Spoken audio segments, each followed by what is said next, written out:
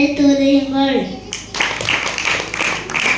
கேட்கிறவரை மாம்சமான யாவரும் உம்மிடத்தில் வருவார்கள். சங்கீதம் 65:2.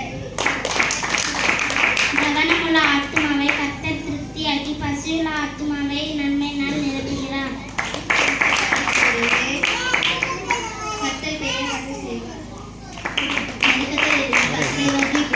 கர்த்தர் என்னை விசாலத்தில் வைத்தார். சங்கீதம் 118:5.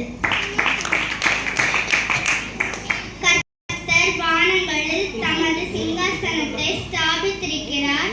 அவருடைய ராஜரீகம் சர்வத்தையும் ஆளுகிறது. என் இருதயத்தில் அக்கிரம சிந்தை கொண்டிருந்ததனால் ஆண்டவர் எனக்கு செவி கொடார். கர்த்தருடைய சத்தத்திற்கு கீழ்ப்படிதலை பார்க்கிலும் சர்வாங்க தகனங்களும் பலிகளும் அவருக்கு பிரியமா இருக்குமோ. பலிகளை பார்க்கிலும் கீழ்ப்படிதலும் ஆட்டுக்கிடாக்கு மனத்தை பார்க்கிலும் செவி கொடுத்தலும் என்று சாமுவேல் 15:2.